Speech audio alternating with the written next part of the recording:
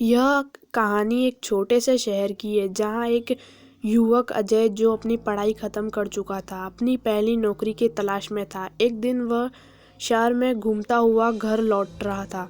मौसम भी अजीब था, हल्की सी बारिश हो रही थी और ठंडी हवा चल रही थी। अजय को कोई ऑटो रिक्शा नहीं दिखा और वह जल्द ही घर पहुंचने के लिए ऑटो की तलाश में था। कुछ देर बाद एक पुराना और जर्जर ऑटो उसकी तरफ बढ़ रहा था। उसमें एक व्यक्ति बैठा हुआ था जिसका चेहरा अजीब सा था। वह बहुत ही कमज़ोर और काले चेहरे वाला था। उसकी आंखों में एक रहस्यमय सी चमक थी। अजय ने ऑटो रुकवाया और बिना ज़्यादा सोचे समझे बैठ गया। ऑटो चलता हुआ अजय ने ड्राइवर से पूछा, भैया यह कौन सा रास्ता है? मुझे तो सीधा घर जाना था।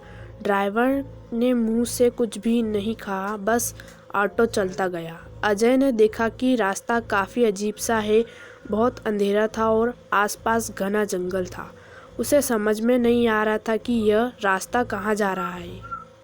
कुछ समय बाद अजय ने ड्राइवर से फिर से पूछा, कहाँ जा रहे हो? लेकिन ड्राइवर ने फिर से कोई जवाब नहीं दिया।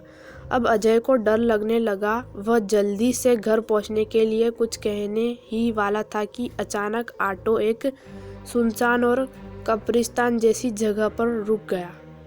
अजय घबराया हुआ था और उसने घबराहट में ड्राइवर से कहा, भैया मुझे यहाँ क्यों लाए हो? ड्राइवर ने धीरे से मुंह से कुछ बोला, यह तो तुम्हारी मंजिल है। और फिर अचानक उसने अपने चेहरे को अजीब तरीके से घुमाया। अजय को जो चेहरा दिखाई दिया वह किसी मृत व्यक्ति का चेहरा था। वह डर के मारे बेहोश हो गया। जब अजय की आंख खुली तो उसने खुद को कब्रिस्तान के बीच में पाया। वह उठते ही देखा कि वह अकेला था और ऑटो वाहन कहीं नजर नहीं आ रहा था। उसे समझ में आ गया कि वह कोई आम आदमी नहीं बल्कि एक भूत था जो उसकी आत्मा को शिकार करने आया था। अजय ने किसी तरह वहां भागने की कोशिश की और तभी उसे सामने एक गहरी खाई दिखाई दी जिससे उसके नीचे गिरने की आवाज़ आ रही थी। अचानक उसकी आंखों के सामने पुराना ऑटो फिर से आ खड़ा हुआ।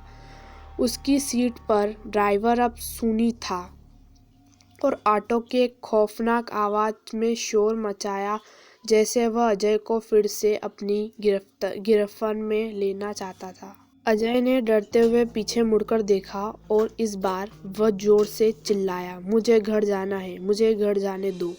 अचानक उसकी आंखों के सामने एक औरत का भूत प्रकट हुआ जिसने उसकी जान लेने की धमकी दी। अजय बिना देर किए दौड़ने लगा और किसी तरह खाई के पास से निकलकर सड़क पर पहुंच में सफल हुआ।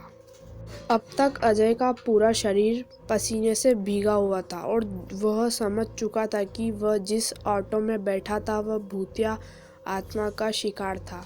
उसने तंग आकर उस रास्ते को छोड़ दिया और कभी भी उस अंधेरे रास्ते पर जाने की हिम्मत नहीं की।